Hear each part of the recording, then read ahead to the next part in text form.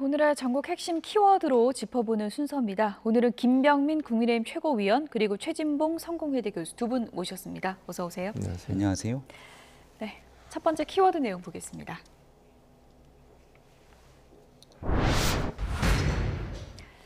네, 대통령의 1호 멘토, 부친 윤기중 연세대 명예교수가 별세했습니다. 김병민 최고위원님. 네.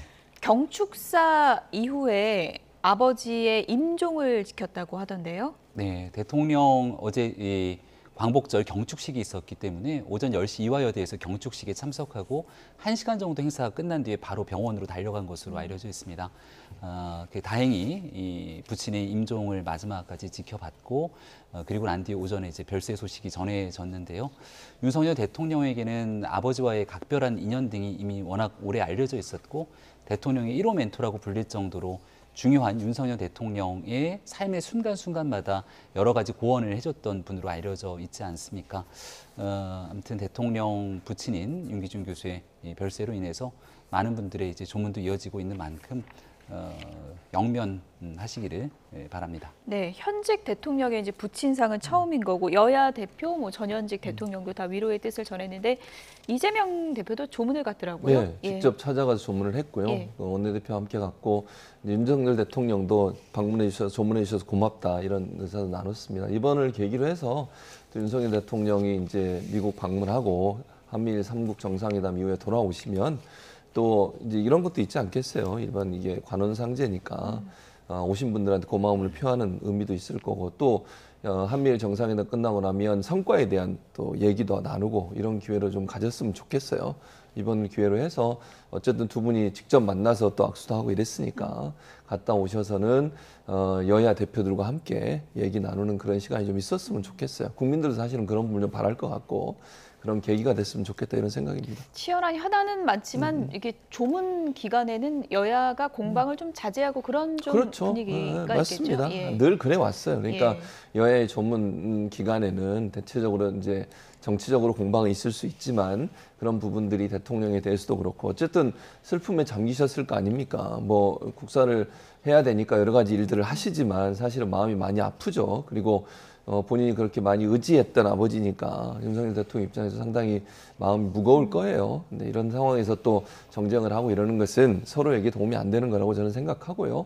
장례가 마쳐질 때까지는 그런 부분에 좀 삼가할 필요가 있다는 생각이 듭니다. 뭐 김병민 최고위원도 이제 뭐 조문을 할 텐데 지금 가족장으로 치른다고 하는데 뭐 의원들 전원이 조문을 가는 건가요? 어떻게 지금 진행이 되고 있는 건가요? 네, 어제 이제 별세 소식이 전해지고 나서 예. 절차에 대한 고민들이 있었던 것 같은데요. 가족장으로 조용히 이 장례를 치르겠다 이렇게 발표가 됐습니다. 그래서 양당의 지도부가 참여할 때도 소수의 인원들만 참여를 했고요. 또 이 윤석열 대통령의 부친인 윤기중 교수님과 개인적인 인연이 있는 분들 위주의 조문들이 소수 이루어졌습니다. 네, 그럼에도 불구하고 이제 정치권에 있는 인사라든지 여러 사람들의 발길이 끊이지가 않았던 것으로 보이는데요.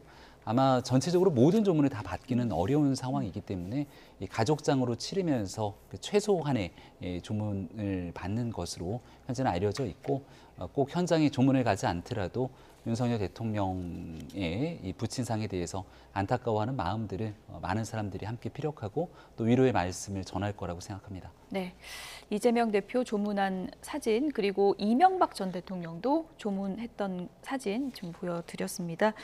네, 윤석열 대통령은 아버지에 대한 사랑을 여러 번 각별한 애정을 표현한 적이 있었는데요. 대통령 후보 시절에도 제1의 멘토다 이런 얘기를 한 적이 있습니다. 그 발언 좀 들어보겠습니다.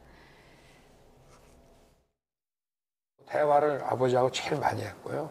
우리 아버지는 원래 경제학을 하시다가 이제 통계학 쪽으로 갔는데 평생의 관심이 양극화, 빈부격차 이런 거에 대한 그 관심을 계속 가지고 계셨거든요. 이런 법경제학이나 경제법 이런 데 관심을 갖게 된 것도 아버지하고 이제 대화하면서 그런 걸 많이 갖게 됐고 이제 아버지가 그런 면에서 이제 제1 멘토고 네, 뭐 대통령실에서 공개한 사진들을 보니까 뭐 어릴 때 등산한 사진도 많이 있고 아버지와 그 추억을 나눴던 그런 순간순간들을 다 확인해 볼 수 있었는데 뭐 부자지간이야 다 각별하지만 제1의 멘토다 할 정도로 윤석열 대통령에 대해서 많은 영향을 줬던 분인 것 같죠. 그렇게 예. 볼 수 있을 것 같아요. 뭐 사진을 봐도 그렇지만 기본적으로 윤석열 대통령이 대선 기간 동안 했던 아버지 관련된 발언들을 들어보면 본인의 인생관이나 아니면 이런 부분들을 형성하는데 아버지가 여러 가지 역할을 많이 하신 것 같아요. 좀 엄격하셨지만 그럼에도 불구하고 어쨌든 본인이 갖고 있는 철학적인 측면들을 적극적으로 아들에게 이제 가르쳤던 것 같고 또 윤석열 대통령도 그런 아버지의 어떤 가르침 이런 부분들을 잘 따랐던 걸로 보여집니다. 그래서 본인이 뭐 얘기했지만 원래는 경제학적으로 가기를 원했지만 아버지가 또 법대를 가라고 권유하셔서 그것도 이제 진로도 바꾼 계기가 됐잖아요. 그만큼 아버지에 대한 존경심이 있었던 것 같아요. 그리고 아버지가 갖고 계신 어떤 가치관에 대해서 본인도 따르려고 노력을 많이 했던 것 같고 그런 부분들이 현재 윤석열 대통령을 만들어낸 그런 계기가 됐던 걸로 보여지기 때문에 그러다 보니까 제1의 멘토가 아버지다라고 자신 있게 얘기할 수 있는 거죠. 예. 엄하셨지만 그럼에도 불구하고 아들에 대해서 뭔가 인생의 좌표를 또는 좌우명을 잘 만들어주는 그런 역할을 하신 분이 아니었나 그렇게 생각할 수 있을 것 같습니다. 네, 윤기준 교수가 뭐 윤 대통령의 제1의 멘토이자 그리고 이제 경제학 분야에서 굉장히 중요한 또 업적과 그런 공을 남긴 그런 또 학자로도 또 평가를 받고 네. 있죠. 예. 네, 연세대학교를 졸업했고요. 경제학을 전공했는데 이제 훗날 통계에 관련돼서 대한민국의 중요한 업적을 남긴 이 학자로 알려져 있습니다. 중간에 이제 이 고인에 대한 여러 가지 일화들이 있게 되는데요. 석사 학위를 받고 난 다음 그 당시에는 이제 석사 학위를 마치고도 교수를 할 수 있었던 시절이었는데 추가적으로 이제 박사 학위를 좀 쉽게 딸 수 있는 기회가 있었음에도 불구하고 원칙에 맞지 않는다 이런 일을 거부했던 일화들도 전해지고 있고 일본의 이 장학생으로 또 다녀오고 났을 일본의 경험을 하고 있었을 때가 윤석열 대통령이 유년 시절에 함께 그곳을 방문하고 왔던 여러 가지 경험들이 훗날 정치에도 여러 가지 영향을 미친 것 아니냐 이런 얘기들이 나오고 있고요. 대통령실에 초대했던 그 당시의 사진도 지금 나오고 있네요. 네, 예. 대통령이 당선되고 나서 아들이 대한민국의 대통령이 되기까지 여러 가지 소회가 있었을 거라고 생각합니다. 네, 윤석열 대통령 하면 제일 먼저 떠오르게 되는 단어가 공정과 상식일 것이고 또 대통령이 되고 난 다음에도 국민이라는 표현을 참 많이 쓰는데 항상 국민을 제1의 관점에서 생각해야 된다는 얘기를 고인인 윤기준 교수가 윤석열 대통령에게 여러 차례 얘기를 했다는 일들이 전해지고 있습니다. 그래서 아마 좀 국민들이 윤석열 대통령이 오르기까지 과정을 생각하면 정의로운 검사의 이미지를 여전히 많이들 갖고 있을 텐데 그런 중요한 사안 때마다 역할을 할 수 있도록 여러 조언을 아끼지 않았던 게 이 고인인 윤기준 교수였던 만큼 바르게 살아가는 공직자의 자세에 대해서도 여러 멘토로서의 역할들을 해온 것으로 알려져 있습니다. 예. 부친의 마지막 그 인사가 잘 자라줘서 고맙다 이런 말을 남기셨다고 하는데요. 어쨌든 이 가족장을 마친 이후에 윤 대통령이 이제 미국으로 바로 가게 되는데 네. 지금 한미 정상회의 그 일정에는 차질이 없이 그대로 진행이 되는 건가요? 네, 3일장을 마치는 데는 큰 무리가 없어 보입니다. 아마 출발의 시간에 소폭 일정 변경이 있을지 모르겠지만 전체적으로 한미 정상회담에 대한 큰 틀의 일정 변경은 없는 것으로 보이고요.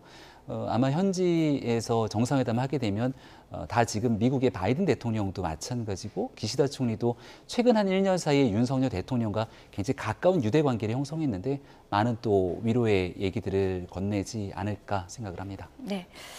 어제 윤석열 대통령이 발표한 광복절 경축사도 그 정치권에서 상당히 좀 논박이 좀 오간 부분이 있는데 반국가 세력이라는 단어를 다시 한번 좀 언급했잖아요. 이거는 그렇죠. 어떻게 봐야 될까요? 그러니까 이제 뭐 원론적으로 얘기하면 맞는 얘기라고 주장하실 수는 있는데 그게 오해를 불러일으킬 수 있는 부분이 있어요. 반국가 뭐 공산주의 전체주의 얘기를 또 하셨거든요.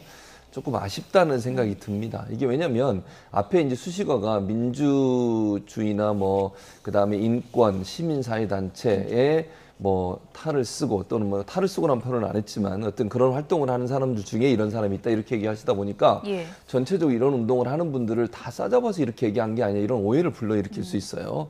저는 주의가 필요하다고 생각해요. 예. 만약에 그런 세력이 있다면 이러이러한 세력 명확하게 명시를 해야지 그렇지 않고 민주진영에서 활동하거나 인권운동을 하거나 아니면 시민사회 활동을 하는 사람들이 다 그렇게 매도되는 것은 대단히 좀 위험한 발언이라고 저는 생각을 하거든요. 그래서 만약 대통령이 정말로 우리 사회에 그런 세력들이 있다면 어느 세력 어떤 사람들 이렇게 좀 지명을 해야 돼요. 그래야 다른 오해 소지가 없어지는 건데 그런 부분들이 빠진 부분은 대단히 아쉬웠다는 생각이 듭니다. 그리고 이런 얘기들이 이제 뭐 여러 연설에서 계속 반복적으로 나오고 있으니까 그런 부분에서는 오해가 일어나지 않도록 전체 민주 세력이나 아니면 인권운동 하시는 모든 사람들이 그런 불쾌감을 느낄 수 있는 거잖아요. 그렇게 얘기하는 것은 대단히 부적절하다고 생각이 들고 차후에 이런 발언을 할 때는 명확하게 어떤 사건, 누구까지 이름을 얘기할 수는 없겠지만 세력 이런 부분들이 좀 정확하게 명시가 되는 그런 발언이 필요하다 이런 생각이 듭니다. 예.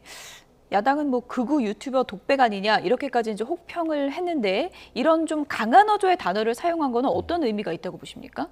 광복절에 대한 기념에 대해서 우리가 과거와 현재 또 미래에 대한 평가들이 있을 건데요. 지금 과거에 있었던 선조들의 열정 또 자유를 되찾기 위한 노력으로 대한민국의 광복을 이끌어낸 것이지 않습니까?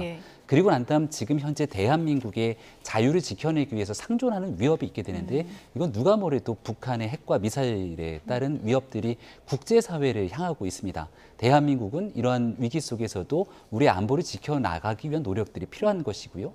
윤석열 대통령의 발언에서 전체주의 맹종 세력 등에 대한 발언들이 있고 그 뒤에 나왔던 게 이제 교수님의 언급이 있었던 것인데 특정한 집단과 진영의 사람들을 매도한 것이 아니라 그런 세력으로 위장을 한다.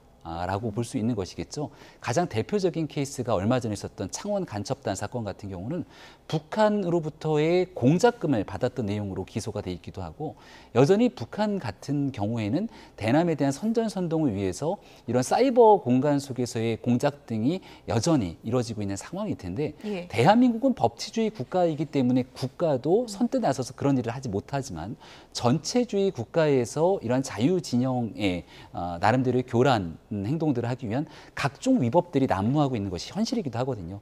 이런 위협으로부터 대한민국의 자유를 지켜내기 위한 노력들이 필요한 시점이다라고 하는 점에 대한 강조점이었다고 생각합니다. 예. 대통령의 경축사, 여야 시각이 엇갈리고 있다는 걸 좀 전해드렸고요.